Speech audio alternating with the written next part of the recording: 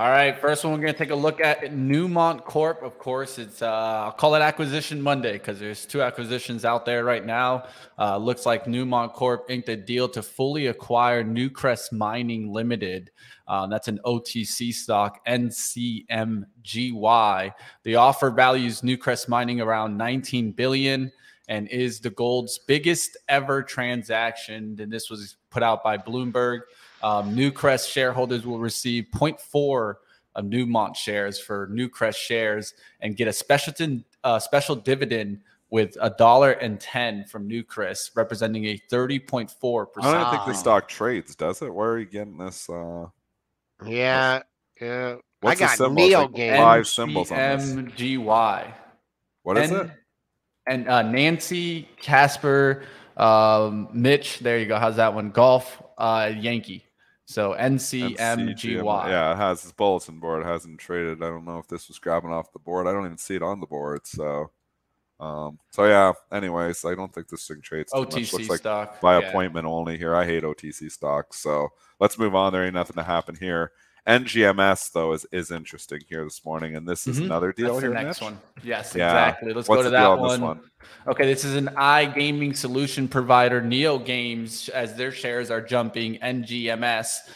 It agreed to be acquired by Australia's Aristocrat Leisure Limited, a gaming technology company. Neo Games will be acquired for $29.50 per share in an all-cash transaction. Big pop. So this came out of nowhere. Nobody was expecting this because this thing was just sitting near the lows, and boom. So they kept a tight lid on this one, up 113%. I mean, time value of money is a consideration here. So, when you get these takeovers, you ring the register, move on, the better place to put your money. Definitely. Congratulations we can move on from these. Yeah, definitely. That's what you do. It's definitely congratulations to them. We'll see if they cash out today. Let's keep it going here for some next stocks that are on the radar. There was ALB's up there. Yeah, your ALBs. Yeah. Let's get an upgrade. Baird, I think upgrade outperform. I bought more down there. I just think it's ridiculously valued down here. But again, it's cyclical, so you never know. And if you get the lithium, if you have Chile coming in, and there's potential competition coming from different places. This is one of your biggest lithium producers in the world. So they make a lot of money. The P is like 8. So ALB, it's going to be a lot to determine what happens in Chile. I'll tell you that. Oh, for sure. Short term. That's what's going to determine it. And long term, right? Chile? Yeah, that matters. You guys are like... Isn't that how you say Chile? That's how you say it. That's how you say it, Joel. Yeah, don't worry. Say it the right way. Everybody else says it wrong. Chile. Don't worry, Joel. I'll take it. I'll take you to some Spanish countries. Get you speaking Spanish real quick, Joel. I got you. No worries. Maybe they could do a joint venture with the U.S. government and do taxes and lithium mining together and kind of make it a joint venture. The truth is, Joel, is that Chile's a little bit nicer to their people and don't destroy their resources like we do sometimes, but we won't go into that action there. And that's what's going on with Chile. Right now, it's a battle of how much lithium do they want to take out of their country and how much do they want to kind of affect their history, their culture. And that's the battle right now going in Chile. So... if this thing holds 200, I mean, they're trading not much above it, up 461. I mean, just the way this thing was, 280, 290 back in late February. I mean, I want to get away in this one. If you need a target today, you're trading some weekly options or something, I give it room up.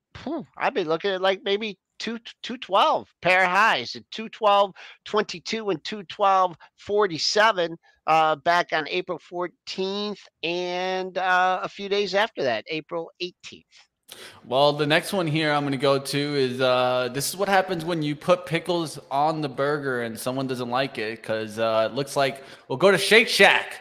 Looks like there's a proxy fight going on here. As Wall Street Journal reporting here as that Engage Capital is planning to run a proxy fight for 3 board seats at Shake Shack.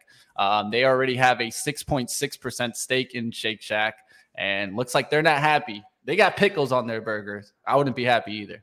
The stock's been popping, though. What was the pop last week? Was that the activist or that was earnings? I think that was. It looks like it was earnings. Quick peek. Yeah, earnings. So popped on May 4th, the big gap and go. It shows this market, Like, Joel, they still lose the money, but they only lost 1 cent. Lost less money. Buy! Lost Why? less. That's a One good. cent. That's a beat. I mean, I've never understood the valuation on Shake Shack. Me and Joel went there once. Cost me $14 for a hamburger fries combo, and I'm like, never coming back again. It was a decent that's burger it, man. and fries, That's it. but a combo. I might have been more. It might have been $16 beer for not. There was no beer. It was fries. Man, burger, there was a time pop. when it was all about the $5 fries, burgers, deals. pop was $16. It was like 2 years ago. It's probably 20 now. 2 years ago, Dennis? Maybe it's 4 years ago. 4 years ago, Dennis? So how much is it now? Somebody that goes Shake I have Shack. no idea. How much is a burger fry combo Put at it Shake this Shack way. without the beer? Put it this way. They say if you can go to Shake Shack, if you can go to Five Guys, then you're pretty much rich in this environment. That's what they say out there in the social media world. Boy, I haven't had a Five Guys in a while. Yes, because it's going to cost you $15 combo. I walked out with a heart issue from Five Guys.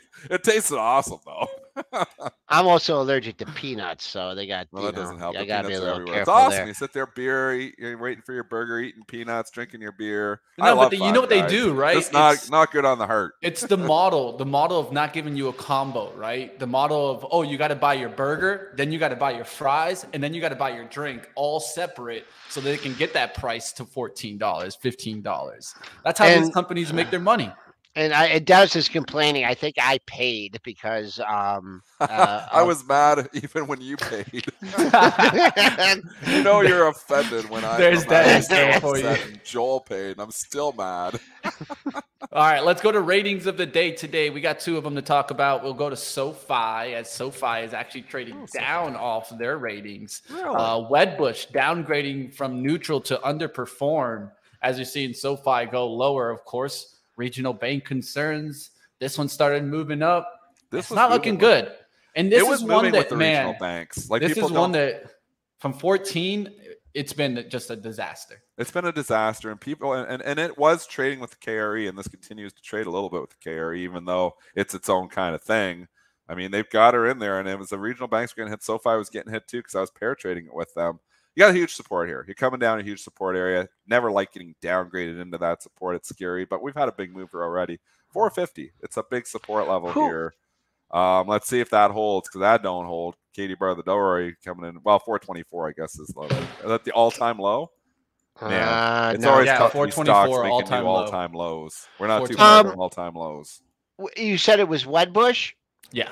Was it David Chiaverini? Was that the analyst? I don't have the analyst. I can look it up. Man, I tell you, I had him on last week, and if you guys can, I think Benzinga did an article on it. I mean, this guy downgraded I mentioned this last week. He downgraded a bunch of regionals last year in the middle of the year, like in June of 2022. I had him on PreMarket Prep Plus on last Wednesday. And man, I remember him talking about this. The other thing about SOFI is I've never seen a stock, and I have to ask ChatGPT AI about this, that pops off earnings and fades.